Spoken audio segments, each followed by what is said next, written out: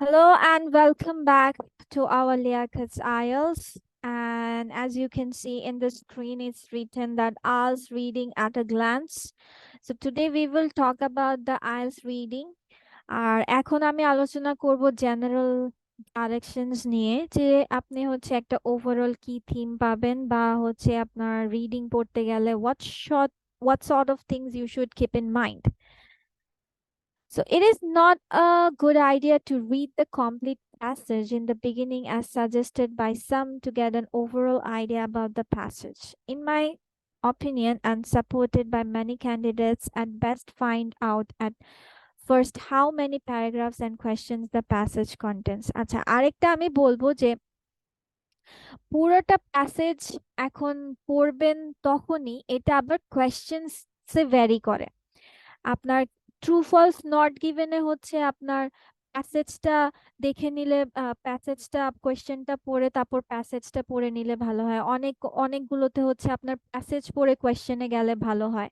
So it depends on question types যে আপনি কি কোয়েশ্চেন পড়ছেন। আবার অনেক সময় হয় যে আপনার পুরোটা প্যাসেজ পড়ারও দরকার হয় না, যেমন ট্রু ফলস নট গিভেন যদি বের করেন, ট্রু ফলস নট গিভেনটাতে আপনি ধরেন একটা প্যারার পুরো লাইন পড়ার প্রয়োজন মানে একটা প্যাসেজের বা প্যারার ধরেন এমন একটা এই যে ধরেন এতটুকু একটা প্যারাগ্রাফ, মানে আরো তো বড় থাকবে, আমি জাস্ট প্যারা বোঝানোর জন্য।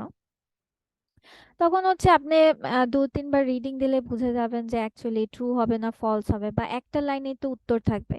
সো এরকম আর কি, it depends on question types, যেটা আমরা ফার্দার ডিসকাস করব ইনশাআল্লাহ। Just we are reading out, then it is also a good idea to have a look at the question types the passage includes, saving some time extra as some questions are really helpful to understand the passage। ওই যে কথা বললাম কোয়েশ্চেনের উপর varies করে। So অনেক সময় কোয়েশ্চেনটা ভালোভাবে বুঝে নিলে আপনার প্যাসেজ থেকে তাড়াতাড়ি সলিউশন করা যায়, আবার প্যাসেজটা একটু পড়ে নিলে কোয়েশ্চেনটা সলিউশন করা। So then spend 20 minutes for each passage or section. In the case of GT, when you have already spent that, it is wise to move to the next passage or section. এখানে বলে যে 20 minutes for each passage ওনারা located মানে allocated করে দেয়, allocated time, যেহেতু আমার 3টা সেকশনস থাকবে ওনারা বলে দেয় যে আপনার 20 মিনিটস করে পার সেকশনে আপনারা টাইম স্পেন্ড করবেন। বাট যদি আমরা তাড়াতাড়ি সলিউশন করে ফেলতে পারি, যেহেতু আমরা জেনেছি যে 3টা সেকশনে আপনার ডিফিকাল্টিস লেভেল মানে প্রথম ইজি টু ডিফিকাল্টে যায়, যদি আমার ইজিগুলো আমি তাড়াতাড়ি সলিউশন করে ফেলি 20 মিনিটসের আগে, তাহলে আমার কঠিনের দিকে আমি একটু সময় পাচ্ছি, যেখানে আমি একটু বেশি টাইমটা স্পেন্ড করতে পারবো।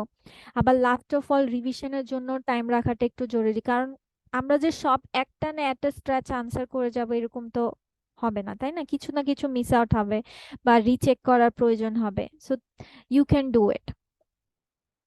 So always try to spend a certain amount of time on a type of question. For example, if there are 5 heading matching questions, and you can aim to spend at least 10 minutes on this, as they will allow you to get an overall picture of the passage contents. After 10 minutes, it's pointless to spend more time on this, as you need to solve other questions too. এক কথায় আমি বলে যাই যে remember that the number of correct answers guarantees your desired band score. এখন হয় না যে আমি এই আনসারটা সলিউশন করতে পারছি না, করে যাই, হ্যাঁ অপেক্ষা করি। তো এরকম অপেক্ষা করবেন না যে একটা কোয়েশ্চেন নিয়ে 10 মিনিট পার করে দিয়েছেন। নো, যত দ্রুত সুন্দর করে প্যাসেজ করে যেটা পারবেন না কোয়েশ্চেন মার্ক দিয়ে পারবেন। আর যেহেতু আমরা আনসার শিটে পেন্সিল ইউজ করতে পারবো, সো আপনারা বোনাস এটা আপনাদের জন্য। Then do not forget to read the direction of each type of question. It will save you from making many grave mistakes. Then yes no not given বলেছে নাকি true false not given বলেছে, নাকি one word এ answer লিখতে বলেছে, 2 word এ answer লিখতে বলেছে, নাকি শুধু লেটার্স লিখতে বলেছে, নাকি শুধু নাম্বারস লিখতে বলেছে। অবভিয়াসলি আপনার রিডিং এর ইনস্ট্রাকশনটা পড়া জরুরি। শুধু আমি রিডিং মডিউলের বলবো তা না, আইএলস কোয়েশ্চেন সলভিং এ মানে হচ্ছে সবসময় আপনাকে কি করতে হবে, ইনস্ট্রাকশনস খুবই কেয়ারফুলি পড়তে হবে, কারণ ওইখানেই বলে দেওয়া থাকবে যে আপনি কি শুধু নাম্বারে উত্তর দিবেন, নাকি শুধু অক্ষরে উত্তর দিবেন, নাকি এক শব্দের উত্তর হবে, দুই শব্দের, নাকি তিন শব্দের, নাকি ইয়েস নো লিখতে হবে, নাকি ট্রু ফলস লিখতে হবে, এইভাবে সবকিছু। Then always try to find out location by the name of an object or a person and numbers mentioned in the questions. While trying to locate something in the text, it is a good idea to use the point of a pencil or point, as it makes you more alert and attentive to even synonyms of that particular word. হ্যাঁ, মানে এখানে আপনার general এটা basic basic একটা information, যে আমরা কোনো কিছু যদি ধরেন একটা রিডিং পড়ছেন, এখন আপনি যদি পেন্সিল দিয়ে ধরে নেন বা আঙ্গুল দিয়ে পয়েন্ট আউট করে নেন, তাহলে আপনার খুঁজে পেতে সুবিধা হয় বা কি পড়ছেন মনোযোগটা থাকে। আবার হচ্ছে গিয়ে যে ধরেন এখন আপনার এখন আমি প্যাসেজে কিওয়ার্ডস গুলো দাগানো অনেক ইম্পর্টেন্ট। প্যাসেজ পড়ে কিছু কিছু সলিউশনে কোয়েশ্চেনের কিওয়ার্ডস গুলো দাগানো ইম্পর্টেন্ট, এবং পাশাপাশি প্যাসেজেরও ইম্পর্টেন্ট লাইন দেখলে বোঝা যায় না, যে এই সকল ওয়ার্ড দ্বারা আমরা বুঝতে পারি যে অ্যাকচুয়ালি প্যাসেজটা বা প্যারাগ্রাফটা কি নিয়ে লিখেছে বা কোয়েশ্চেনটা দ্বারা কি অ্যাকচুয়ালি বোঝাতে চেয়েছে।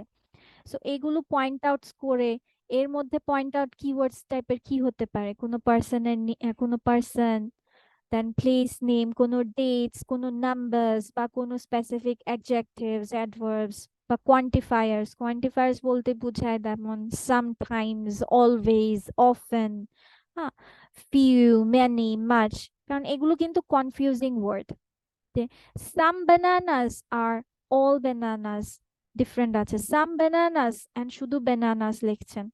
সো এরকম পার্থক্য আছে। সো আবার কিছু সিনোনিম এন্টোনিমসও আছে, যে কোয়েশ্চেন, যে প্যারাগ্রাফে আপনার বা প্যাসেজটাতে যেই ওয়ার্ডটা দিয়েছে, অবভিয়াসলি কোয়েশ্চেনে আপনার এক্সাক্ট সেম ওয়ার্ডটা দিবে না, তারা প্যারাফ্রেজিং করে দিবে, না হয় সিনোনিম ইউজ করে দিবে। So you need to be careful about that. Then candidates forget to include a word or write wrong spelling or completely miss out the serial in the answer sheet. So এগুলো আপনার খেয়াল রাখতে হবে। Then do not declare war on a passage or specific question. It never helps you. এখন বলতেছেন যুদ্ধ এখানে এক প্রকার, মানে পাচ্ছি না, এটা করতেই হবে, এরকম টাইপের কোনো কিছু না, ফ্রাস্ট্রেটেড হয়ে যাবেন তখন। Have a calm mind, just follow paths. That's all.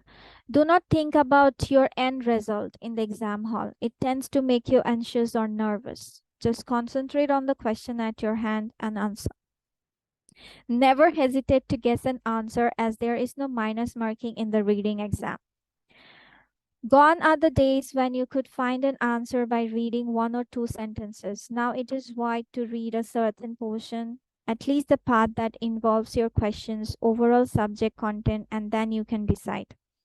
মানে সবসময় মনে রাখবেন যে গেসিং তো আমাদের, গেসিং, এখন বলছেন যে এখন আনসার খুঁজে পাচ্ছেন না, এখন তাও আপনাকে সলিউশন করতে হবে। গেস করতে পারেন, প্রেডিক্ট করতে পারেন, it's not a harmful thing. কারণ এখানে যেহেতু মাইনাস মার্কিং এর সিচুয়েশনসটা নাই, হলেও তো হয়ে যেতে পারে, একদম নাথিং থেকে সামথিং রাখা তো ভালো। So that's the thing. So general direction এগুলোই ফলো করবেন, যে পুরা কোয়েশ্চেন টাইপস এর উপর বেসিস করে প্যাসেজ পড়বেন না, কোয়েশ্চেন পড়বেন আগে, সেটা খেয়াল রাখবেন। কিওয়ার্ডস গুলো দাগাতে হবে, ইনস্ট্রাকশনসটা পড়তে হবে, একই কোয়েশ্চেনে আটকে থাকা যাবে না, বেশি সময় হচ্ছে একটা সেকশনে স্পেন্ড করা যাবে না, সেকশনগুলোর টাইম, রিডিং এক্সপিরিয়েন্সটা বাড়াতে হবে। সো এরকম আর কি। সো ওভারঅল এটা আর কি।